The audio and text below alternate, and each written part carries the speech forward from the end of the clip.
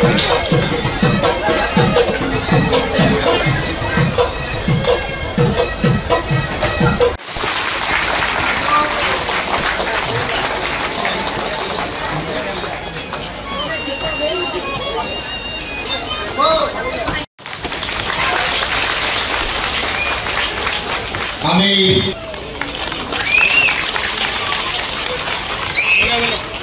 ইয়াৰ পিছতে আমি দ্বিতীয়কে আমাৰ যি বঁটা অসম সমন্বয় বঁটা আমি আগবঢ়াবৰ কাৰণে গোলাপ ফুকন দেৱানন্দ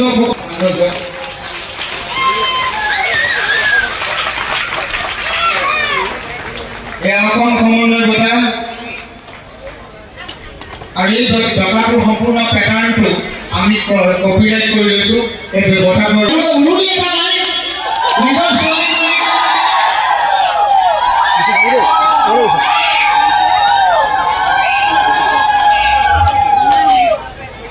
ইয়াৰ পিছত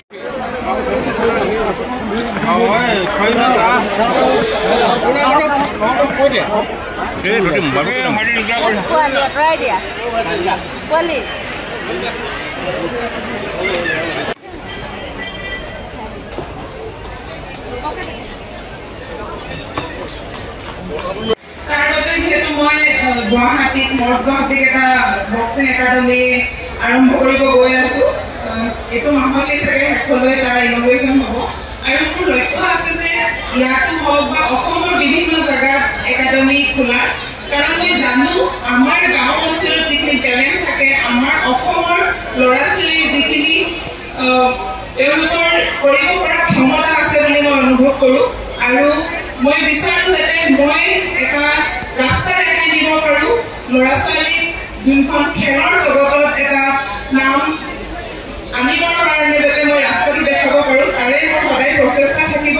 আৰু সদায় আপোনালোকৰ ওচৰত মই আশীৰ্বাদ বিচাৰিম আৰু লগতে আপোনালোকৰো যাতে এই গোটেই নতুন বছৰটো যাতে গোটেই বছৰটো সুখে শান্তিৰে যায় তাৰ বাবে মই ভগৱানৰ ওচৰত প্ৰাৰ্থনা কৰিম ভাল লাগিছে যিহেতু শিৱসাগৰত এয়া প্ৰথম আহিছোঁ আৰু এই শিমলুগুৰি বিহুখনৰ কথা আগৰ পৰাই শুনিয়ে থকা হয় যিহেতু এইটো বিহু বিদায় হয় বিহুৰ এইটো মাহৰ শেষত বহাগৰ শেষত এটা উপস্থিত হৈছোঁ গোটেই শিমলুগুৰিবাসীৰ সকলো মানুহকে ৰাইজকে লগ পাইছোঁ আৰু লগতে অসম পাবলৈ সক্ষম হৈছোঁ তাৰ বাবেও বহুত ভাল লাগিছে কাৰণ ৰাইজৰ মৰমৰ কাৰণে মই চাগে ক'ৰবাত নহয় ক'ৰবাত খেলি আছোঁ আৰু আমাৰ জাতিৰ নাম আমাৰ অসমৰ নাম দেশৰ নাম উজ্বলাবলৈ সক্ষম হৈছোঁ মোৰ এইটোৱে চেষ্টা থাকিব যাতে এই মৰমটো মই সদায় ৰাখি যাব পাৰোঁ লগতে আমাৰ অসমৰ কাৰণে যাতে মই কিবা দি যাব পাৰোঁ এই যাতে মোৰ জীৱনটো আমাৰ অসমৰ ল'ৰা ছোৱালীৰ কাৰণে কিবা কৰিব পাৰোঁ তাৰ বাবে মই কৈছোঁ যে মই নিজৰ এটা একাডেমিও আৰম্ভ কৰি আছোঁ নৰ্থ গুৱাহাটীত হয় আৰু ভৱিষ্যতেও মোৰ পৰিকল্পনা আছে যে আমাৰ আছামত অসমৰ প্ৰতিটো জেগাতে একাডেমি কৰাৰ বিষয়ে কাৰণ মই ভাবোঁ মই যোনটো জেগাৰ পৰা ওলাই আহিছোঁ এনেধৰণৰ আমাৰ অসমতো সকলো জেগাতে গাঁৱে অঞ্চলে বহুতো ল'ৰা ছোৱালী আছে যি তেওঁলোকৰ শক্তি আছে তেওঁলোকে কৰিব পৰা ক্ষমতা আছে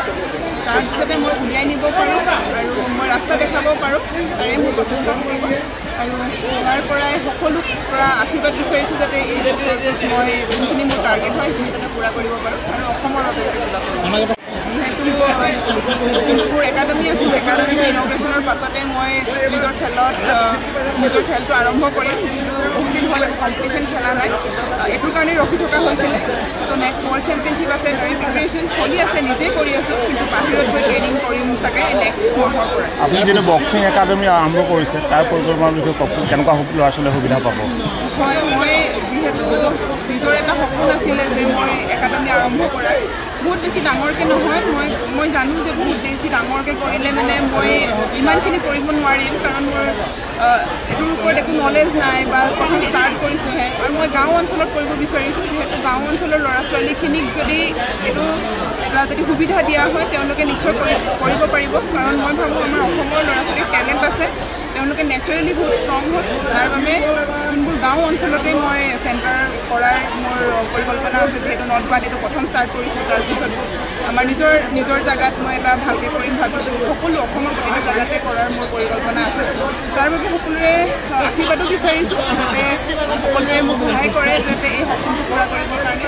মই বিচাৰোঁ যাতে আমাৰ অসমৰ পৰা বহুত ল'ৰা ছোৱালী ওলাওক আৰু নেক্সট অলিম্পিকত যাতে অকল মোৰ কাৰণেই যাতে সকলোৱে আশা নকৰে আৰু ল'ৰা ছোৱালীৰ কাৰণে যাতে আশা কৰিব পাৰে